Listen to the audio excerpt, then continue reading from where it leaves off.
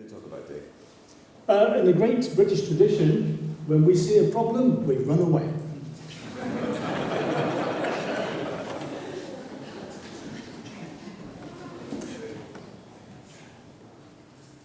There's a great deal of interest at the present time in the legality and the ownership of fossils. Evidenced in part by the fact you're all sitting here listening to us trundle on about this particular subject. But I would argue that actually this only applies to a relatively small proportion of fossils, very high-profile fossils, such as this flightless pterosaur that you see here, which shows very clear adaptations to an aquatic fossorial, scansorial, cursorial lifestyle.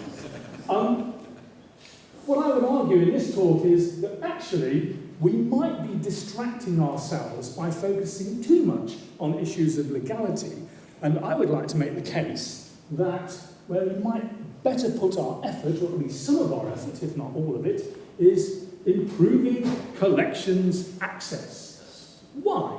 Because there are tens and probably hundreds of millions of fossils in thousands of museums around the world.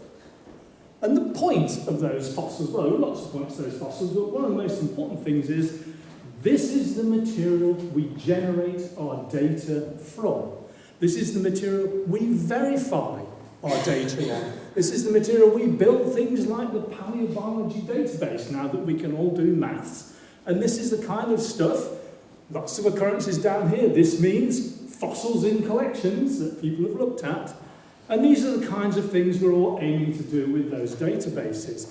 But remember, this is all based on fossils in collections. Fossils in collections that are accessed.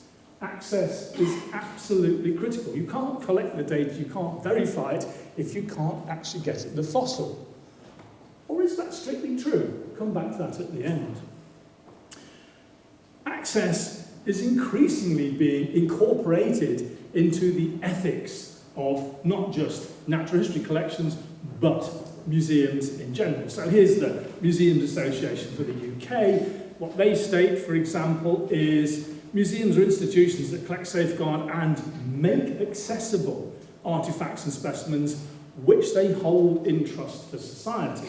Now, we can have a bit of a debate about this statement here, but I like the make accessible bit. And when it comes to paleontology, things get even better, because here's something that is absolutely central to what we do. How many of you have never seen the International Code of Zoological Nomenclature? And I won't embarrass you by asking you to put up your hand. We all use it. And what does it say? In Recommendation 72F, because I'm sure you all sleep with this underneath your pillow at night, every institution in which name-bearing types are deposited should make them accessible for study. So one of the primary concepts we use for our work actually embeds the idea of access. Okay, now then, we all know, because I'm sure you've all worked in collections which are not necessarily ones that you either curate or ones that you visit as researchers, we've all experienced the variability of access. So access ranges from the one end, where you're given completely free rein in the collections. You can pull out whatever drawer, open whatever door you like, and the collections the collections staff in there, in this case my Chinese colleagues in Jinzhou in China, or over here in the Natural History Museum in London, this is Emma Bernard, who's in charge of the fossil fish collection, also one of my former students. They will serve your every whim when it comes to accessing the fossils, and even make you cups of tea if you ask nicely. And that's the fantastic end. Meanwhile, down at the other end, and I don't really want to point fingers here, but seeing as it's Texas, I thought I'd make an exception. Here's the collections, large vertebrate paleo collections of the University of Texas at Austin. Now, a few of us are interested in these silly flying creatures called pterosaurs. Quetzalcoatlus, the largest flying creature ever. We're required by law to actually state that now every time we say it. If you want to go and look at the fossil material of Quetzalcoatlus, You might be one of those very, very few lucky people who gets access, but for most of us, access has been denied for the last 2 or 3 decades. So it's been very difficult indeed to develop things like phylogenetic analysis of pterosaurs because one of the key taxa is currently inaccessible. Hopefully things will change in the near future. And I apologise in advance to all those who work in this institution. I'm just using you as an example. But let me ask a more general question. How many of us here have experienced some difficulty at getting into a collection? Let me put it another way. Is anybody here who's always been able to get into the collections without any problem whatsoever? And one or two very brave people. You're obviously so nice that curators love to see your faces. But so we've all had experiences where it's been difficult to get into collections. And I'll bet if we go outside afterwards, you can tell me some horror stories like I can tell you horror stories. Why? Why is it that we couldn't get access? Well, sometimes there's for very obvious reasons. Maybe security. Maybe there just aren't the people in there to actually host us to get in the collections. Maybe there's no room, no resources to work on. And maybe, and I'm not picking on London here, please, I just point out that the Marine Reptile Wall, here it is, in the Natural History Museum London, which is a wonderful thing. If you really want to look at these ichthyosaurs up here, that's a bit tricky. And they might well say no, because you might fall off the ladder and kill yourself. However, frequently, these issues of access are used as excuses for something which is a lot more naughty, and I'm going to use the H word here, which is hoarding. This is being increasingly written about, so you do find, on occasion, that people will argue that for a variety of reasons, sometimes because somebody else is working on it, you don't get access. At the time, those who, in effect, restrict access, I was going to say deny, I say restrict, I think genuinely believe they're doing the right thing. What I would argue, though, is in the long run, often this turns out to be the wrong thing, because you can never have too many people actually looking at and studying a fossil. And if you want to argue that with me later, feel free to go ahead. So, you know the answer to this question, why we should improve collections access, because it facilitates what we all want to do. But it goes far beyond that. It democratizes collections. For the last 2 centuries, collections have been exploited by white, middle-class, middle-aged people just like me. What we really want to do, and I'm saying this in my museum studies role rather than as a paleontologist, is democratise collections and get everyone in there ultimately looking at collections. Why?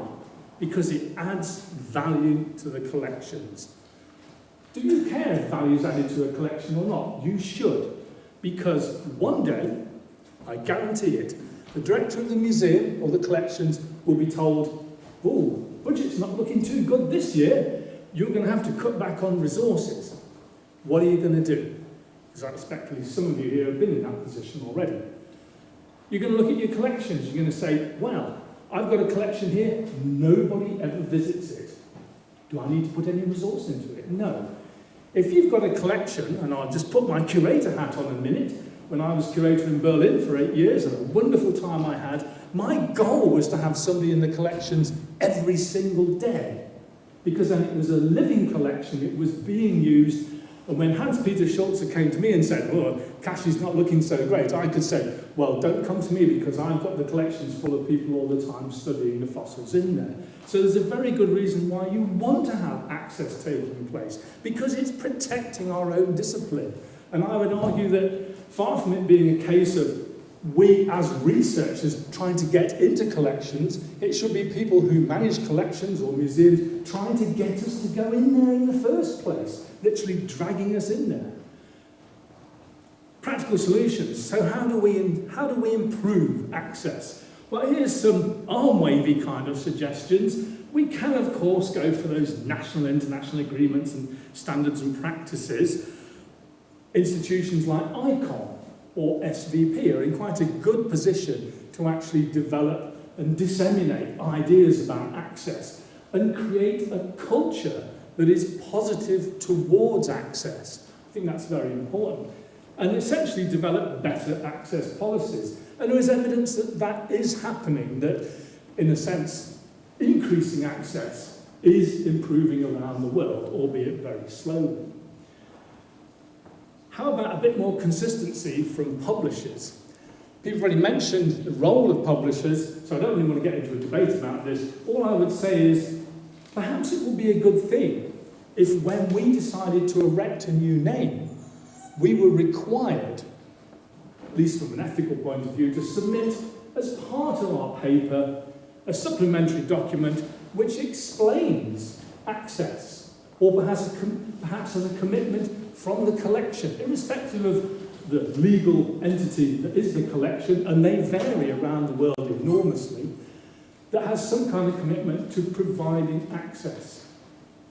It's a start. Who knows, it might work. All this is very arm-wavy kind of stuff, and I'm currently in the Museum Studies Department, which is arts and humanities, and we do an awful lot of arm-waving. You want to hear about real solutions to these problems. I think digital technology is doing some great things for us, digital technologies and practices. And I expect some of you here are involved in some of these already. Mass digitization, high-resolution photographs,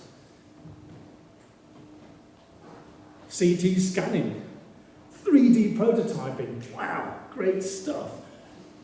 Very importantly, volunteers and citizen science projects, even social media, these are all things that can help us to increase access to fossils and at least begin to do some of those things that we really want to do paleontology. Gather data, verify our data, test our ideas. And here's a very quick example that I'm sure you've come across. New species of hominid described from South Africa by Lee Berger. Was it early this year or late last year? I can't remember. There's so many new hominids, you just never know when these things come out. I think the wonderful thing about this project was that it was written up